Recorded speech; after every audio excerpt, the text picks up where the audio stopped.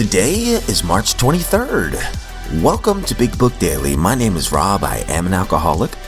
It is a thrill, honor, and joy to be here with you today as we journey through the Big Book of Alcoholics Anonymous and the 12 Steps and 12 Traditions. Today out of the Big Book, we are on Chapter 5, How It Works, page 69. Out of the 12 and 12, we're on Step 10. We'll read page 92. And of course, read the 24 hours a day and daily reflection. So with that, I hope you all are doing well this morning, my friends.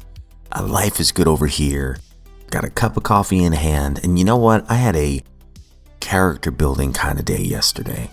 It was a hard day, but it's so nice because a lot of times I look at those hard days and I go, there was a lot of things I learned about myself yesterday.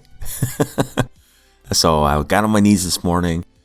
Obviously realized I can't change anything about what happened yesterday, but I can change my attitude and outlook today and make any amends that I need to make. But it's nice to wake up sober and with another opportunity to do the right thing. So with that, let's get to the good stuff.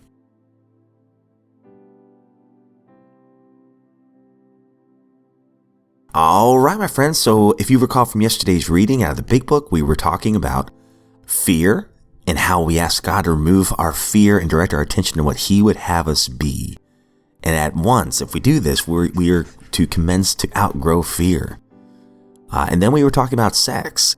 Basically, the Big Book says, hey, look, we're not here to tell you specifically about your sex problem, but we can tell you about, hey, if you hurt anybody, here's what you can do. So we're on page 69. We'll read the rest of the page. We reviewed our own conduct over the years past. Where had we been selfish, dishonest, or inconsiderate? Whom had we hurt?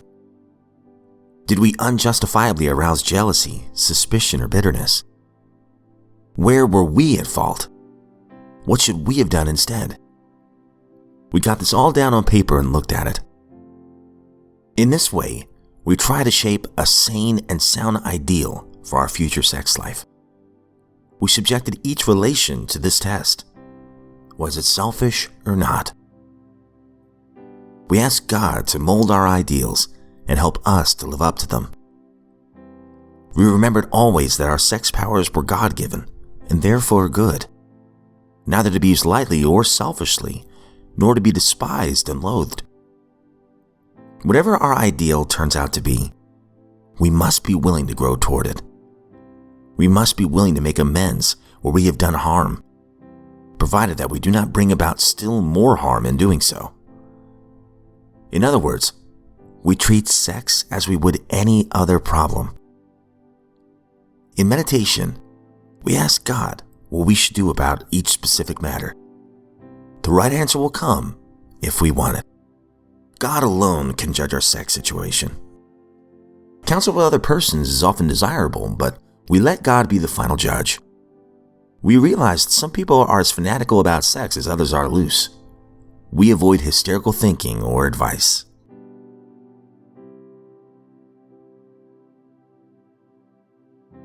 Out of the 12 and 12, we're on Step 10. Continue to take personal inventory, and when we were wrong, promptly admitted it. And we are on page 92 today. Now that we're in AA and sober, and winning back the esteem of our friends and business associates, we find that we still need to exercise special vigilance. As an insurance against big shotism, we often check ourselves by remembering that we are today sober only by the grace of God, and that any success that we may be having is far more His success than ours. Finally, we begin to see that all people, including ourselves, are to some extent emotionally ill as well as frequently wrong. And then we approach true tolerance and see what real love for our fellows actually means. It will become more and more evident as we go forward that it is pointless to become angry or to get hurt by people who, like us, are suffering from the pains of growing up. Such a radical change in our outlook will take time, maybe a lot of time. Not many people can truthfully assert that they love everybody. Most of us admit that we have loved but a few. that we had been quite indifferent to the many so long as none of them gave us trouble. And as for the remainder, well, we have really disliked or hated them. Although these attitudes are common enough, we AAs find we need something much better in order to keep our balance. We can't stand it if we hate deeply. The idea that we can be possessively loving of a few, can ignore the many, and can continue to fear or hate anybody has to be abandoned, if only a little at a time.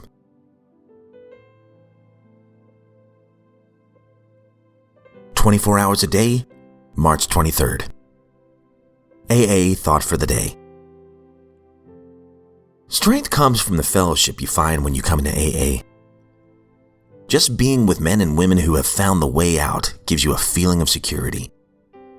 You listen to the speakers, you talk with other members, and you absorb the atmosphere of confidence and hope that you find in that place. Am I receiving strength from the fellowship with other AA members? Meditation for the day. God is with you to bless you and help you. His Spirit is all around you. Waver not in your faith or in your prayers. All power is the Lord's. Say that to yourself often and steadily. Say it until your heart sings with joy for the safety and personal power that it means to you. Say it until the very force of the utterance drives back and puts to naught all the evils against you. Use it as a battle cry. All power is the Lord's. Then you will pass on to victory over all your sins and temptations, and you will begin to live a victorious life. Prayer for the day. I pray that with strength from God, I may lead an abundant life. I pray that I may lead a life of victory.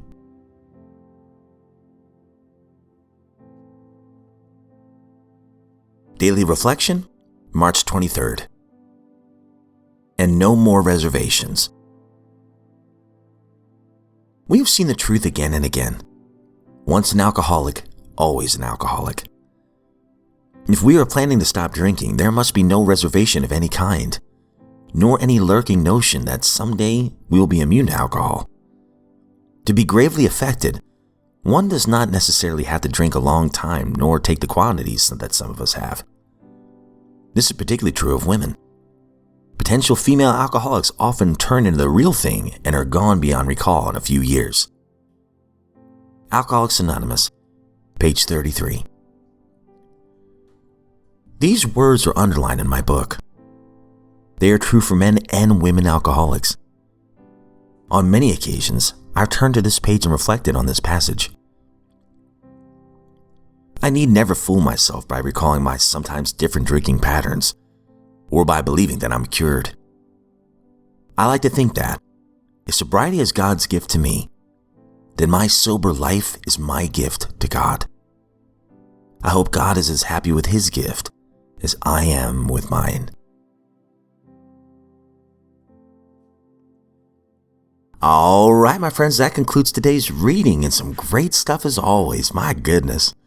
Real quick, this jumped out at me so much, especially with the things I was going through yesterday. So on page 92, talking about step 10, I love this. About halfway down, finally we begin to see that all people, including ourselves, are to some extent emotionally ill as well as frequently wrong. And then we approach true tolerance and see what real love for our fellows actually means. So I had a situation happen yesterday where I developed a resentment.